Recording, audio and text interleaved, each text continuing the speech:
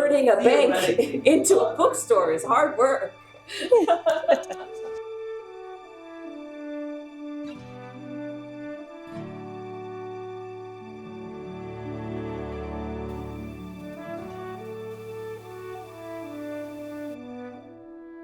But I like everything. I picked it. I picked it all. Thank you.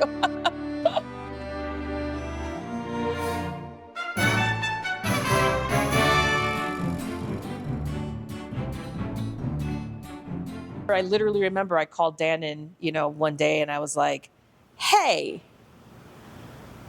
for this amount of money, we could start a business. And he's like, okay, what does that mean? And so I was like, well, look, I'll tell ye.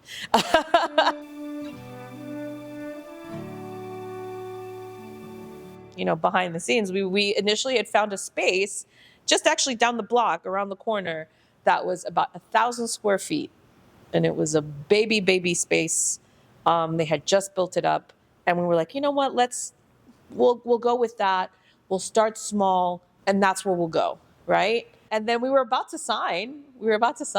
And I found this space and I called the realtor and he was like, oh, you're the first person. I just put it up today. You're the first person to call. Do you want to come by and check it out? And I was like, yeah, sure, whatever, let's go. And I said, hey, Dan, surprise. We were trying to figure out a way to bring in a bit more of the spirit of the idea of community, of warmth, of illumination kept coming back. One of our friends helped us kind of discover more of the identity of what we were trying to build. And we want to guide people to their next adventure. We want to show people new games, new books, new toys and fun hobbies that they can get into. And so the lantern kind of became a symbol for that. This is a bit of a hidden gem. It's a little bit of a destination. It's something where you might wander by it and be like, oh, cool, I want to know what that is. But more likely you're going to find out about it through word of mouth. And so the idea that it's the secret lantern, this kind of slightly hidden thing, everyone who heard that name when we were talking about it immediately went, ooh, what's that? So it worked out really well. It was a journey of rediscovery, but it paid off in the long run. So I graduated with a musical theater degree, so I can sing, dance, and act at the same time. And I have a degree to prove it. And then I moved into gaming, and I've been doing that for like 20 years or so, and always played video games, board games, always loved to read. I knew that I was getting out of burnout when I started to read again. Mm-hmm. And then now it's like continued as I've progressed. That's kind of where the secret lantern kind of came from, because it's always somebody's, a nerd's dream to kind of make a bookstore and a game store. But that's me, for starters. I grew up in Vermont, went to school in upstate New York, and after that moved back home, was lucky enough to get a job in a small educational games company. And eventually that ran out, and so I moved into back over to the West Coast. Drove cross country in about 3 days on a lot of coffee and made it to San Francisco, where I struggled to find my way into the games industry for a couple of years, eventually succeeded, and then not too long after that met this lovely lady here. So yeah, that's that's the A to B of that. Like, I went to a lot of the game stores, and no disrespect to them, I'm a woman, especially a woman of color. I walked in and it was like a lot of the times I just didn't feel welcome. I felt like if I asked the question, then I would be made to feel stupid. That's the community you want, whatever, that's fine. But like, I have like a book club with some girls, and I said, oh, I'm going to go DM something. And they were like, what's that? And I go, I'm going to go play D&D, because I DM D&D every week. And they were like, what's D&D? Oh, that's that game. Oh, okay. Yeah. All right. Yeah. Oh, I always, every time I want to ask about that, I always, I'm made to feel dumb. There's a group of women who just didn't know anything about board games. And I ended up, introducing them to D&D, and they had an absolute blast. Yep. And now they're playing board games. They have regular, board game nights, and they've come over and they've bought new games. Now they're hooked on those games too. So it's just like, I think if you create an inclusive environment you'll have that. That's like the core tenet of the Secret Lantern. It's like where misfits make their magic and find their next adventure. And so if you love board games and you don't read books, I'm pretty sure we've got a book that you're gonna love, and vice versa. If you read books and you don't play board games, I'm pretty sure we can get a board game in your hand that you're gonna really enjoy. So I was in love with A Court of Thorns and Roses, that series, and a trivia night was being held. I went by myself. I didn't know anybody else.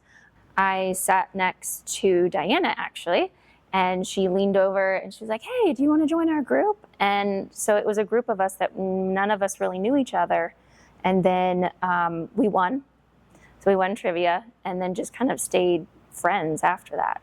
So I've just been volunteering, helping with a lot of the decor and design. I mean, Dianna and Dan had such a vision for each room. So it's been really fun just being able to find the pieces that bring that to life. That's a dicey one because a lot of the fictional worlds I follow are ones that I would actually probably hate to live in. And yeah, could be in a Pride and Prejudice, like put me in those Regency stories. It's just like the worst thing that ever happened to you is that like you can't have your sweets. That's so cool. Like, I don't want any drama. I just want to be like, oh, I'm so bored. I've got to read another book. And you're like, oh, you poor baby. Like, A really great webcomic called Daughter of the Lilies that has some fascinating things to say about magic and faith and relationships and people's preconceptions. It is a beautiful, vibrant, complicated, but also very soulful world. I think that would be a really fascinating place to exist in for a period of time.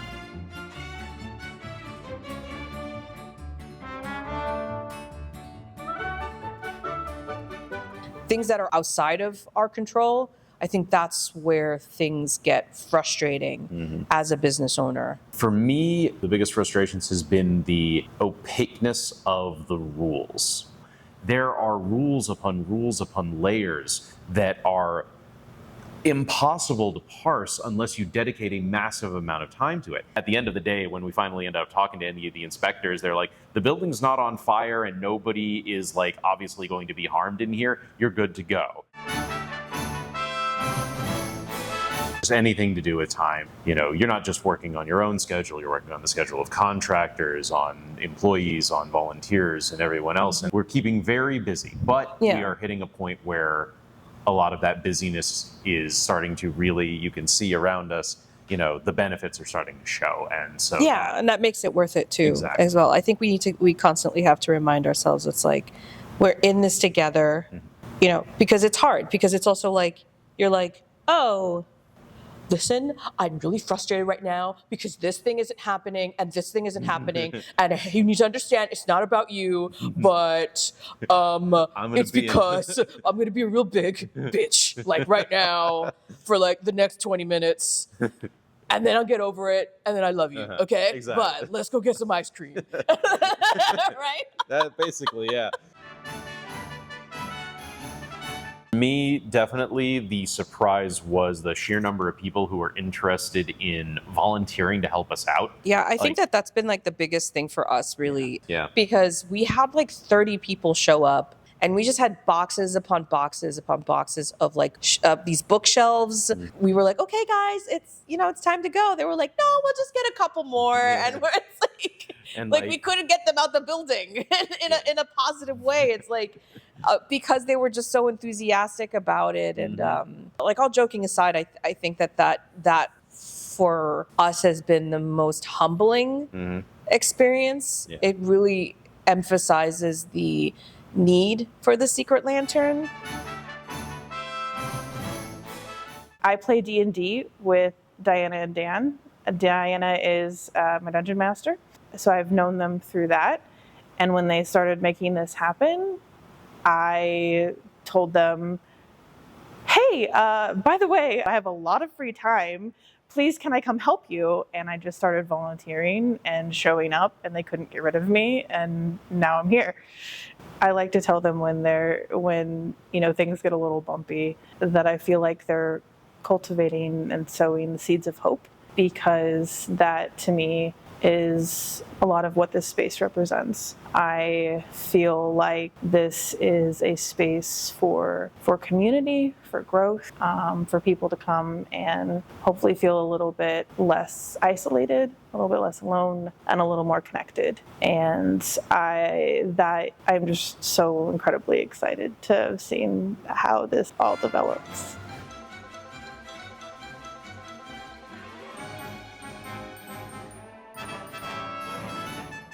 From trivia nights to game nights, we want to teach people how to play certain games. We'll be teaching people things like D&D and other role-playing systems. We'll have your standard book clubs and other things like that, but Obviously, it's the bookstore. Obviously, we'll have games. But we also have our 3 rooms that, we've already had folks super interested in reserving them during the day for working from home or for homeschooling.